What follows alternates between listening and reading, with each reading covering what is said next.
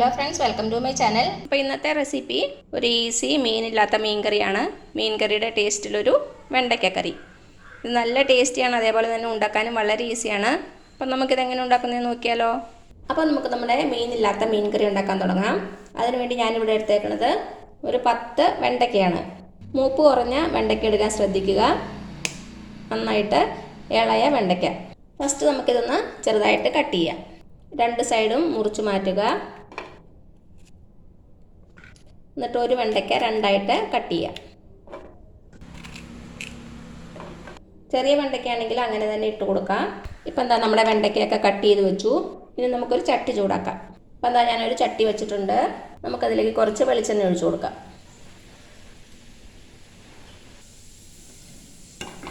എണ്ണ ചൂടായിട്ട് വരുമ്പോൾ നമുക്ക് നമ്മുടെ വെണ്ടയ്ക്ക ഇതിലേക്ക് ഇട്ട് കൊടുക്കാം.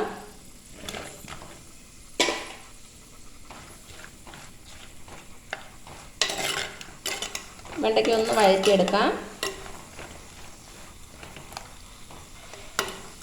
ഒരു 2-3 മിനിറ്റ് മീഡിയം ഫ്ലെയിമിൽ വെച്ച് ഇളക്കി കൊടുത്താൽ മതിയാകും. ഒത്തിരി ഫ്രൈ ആകേണ്ട ആവശ്യമില്ല. ഇതിലേക്ക് ഒരു പച്ചമുളക് ചെറുതായിട്ട് കട്ട് ചെയ്തിട്ട് കൊടുക്കുവാണ്. അതേപോലെ തന്നെ കുറച്ച് കറിവേപ്പില. അപ്പം എന്താ, ഒരു 2-3 മിനിറ്റ് വഴറ്റി കൊടുത്തു. നമുക്കിനി ഇതിലേക്ക് 4 ചെറിയ ഉള്ളി നന്നായിട്ടൊന്ന് ചതച്ചത് ചേർത്ത് കൊടുക്കാം. അതേപോലെ തന്നെ 1 ടീസ്പൂൺ ഇഞ്ചി നന്നായിട്ടൊന്ന് ചതച്ചത്.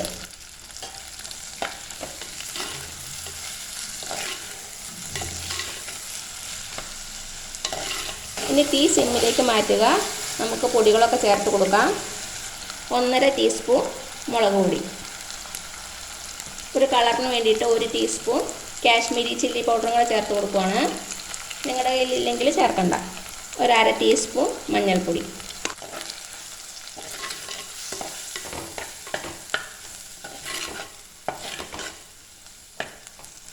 ഒന്ന് മിക്സ് ചെയ്ത് കൊടുക്കാം. ചെറിയ തീയിൽ തന്നെ വെക്കണം, അല്ലെങ്കിൽ നമ്മുടെ പൊടികളൊക്കെ കരിഞ്ഞു പോകും. ഇനി നമുക്കിതിലേക്ക് ആവശ്യത്തിനുള്ള വെള്ളം ഒഴിച്ചു കൊടുക്കാം.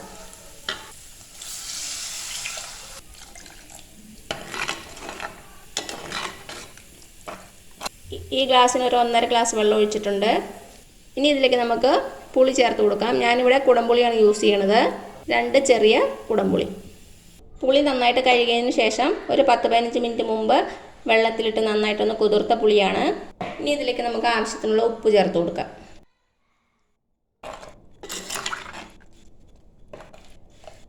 ഇനി ഇത് അടച്ച് വെച്ച് വേവിക്കാം. മീഡിയം ഫ്ലെയിമിൽ ഒരു 5-6 മിനിറ്റ് നന്നായിട്ടൊന്ന് തിളക്കട്ടെ. അപ്പോഴേക്കും നമ്മുടെ വെണ്ടയ്ക്കൊക്കെ നന്നായിട്ട് വെന്തിട്ടുണ്ടാവും. അപ്പം എന്താ, ഒരു 2-3 മിനിറ്റ് ആയിട്ടുണ്ട്. വെള്ളം കുറച്ച് വറ്റിയിട്ടുണ്ട്. ഒരു 2-3 മിനിറ്റ് കൂടെ അടച്ചു വെച്ച് കൊടുക്കാം. അപ്പം എന്താ, ഒരു 6 മിനിറ്റ് കഴിഞ്ഞിട്ടുണ്ട്.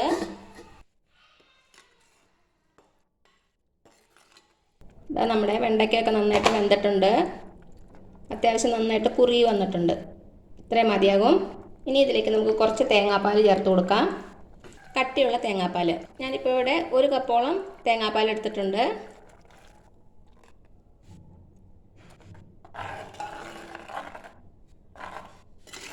നന്നായിട്ടൊന്ന് മിക്സ് ചെയ്ത് കൊടുക്കുക. തേങ്ങാപ്പാൽ ഒഴിച്ച് കഴിഞ്ഞാൽ പിന്നെ തിളപ്പിക്കരുത്, ജസ്റ്റ് ഒന്ന് ചൂടായാൽ മതി. കുറച്ച് ഉപ്പ് കുറവാണ്, ഇട്ട് കൊടുക്കാം. നന്നായിട്ടൊന്ന് മിക്സ് ചെയ്ത് കൊടുക്കുക. നമുക്കിതിലേക്ക് കുറച്ച് കറിവേപ്പില ഒന്ന് ഇട്ട് കൊടുക്കാം. അതേപോലെ തന്നെ കുറച്ച് ഉലുവാപ്പൊടി, 2 നുള്ളു മതി. അപ്പം ഞാൻ തീ ഓഫ് ചെയ്തു.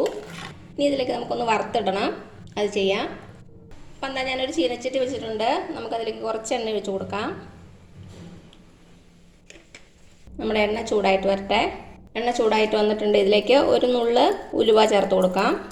ഉലുവ പൊട്ടി വരുമ്പോൾ നമുക്കൊരു 2-3 ചെറിയ ഉള്ളി ചെറുതായിട്ട് കട്ട് ചെയ്തിട്ട് കൊടുക്കാം.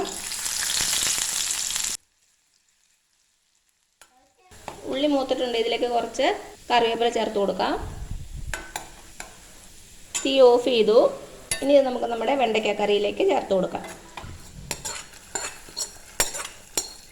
നന്നായിട്ടൊന്ന് മിക്സ് ചെയ്ത് കൊടുക്കുക. അപ്പോൾ അത് ഇത്രയേ ഉള്ളൂ നമ്മുടെ ടേസ്റ്റി ആയിട്ടുള്ള മീനില്ലാത്ത മീൻ കറി. ഇത് ഇരിക്കും തോറുമാണ് ടേസ്റ്റ് കൂടുതൽ. ഇപ്പോൾ രാവിലെയൊക്കെ ഉണ്ടാക്കി വെച്ചാൽ ഉച്ചയാകുമ്പോഴേക്കും നല്ല ടേസ്റ്റ് ആയിരിക്കും. അപ്പോൾ എല്ലാവരും ട്രൈ ചെയ്ത് നോക്കിയിട്ട് അഭിപ്രായങ്ങളൊന്നും അറിയിക്കാൻ മറക്കരുത്. അപ്പോൾ ഈ വീഡിയോ ഇഷ്ടമായാൽ താഴെ കാണുന്ന ചുമന്ന സബ്സ്ക്രൈബ് ബട്ടണിൽ ഒന്ന് പ്രസ് ചെയ്ത് സപ്പോർട്ട് ചെയ്യണേ. അപ്പോൾ അതിന് തൊട്ടടുത്തൊരു ബെല്ലൈക്കൻ വരും, അതും കൂടെ പ്രസ് ചെയ്ത് ഓൾ എന്നുള്ള ഓപ്ഷൻ കൊടുക്കുക. ഇനി പുതിയ റെസിപ്പി ആയിട്ട് വരുന്നവരേക്കും thank you so much. By.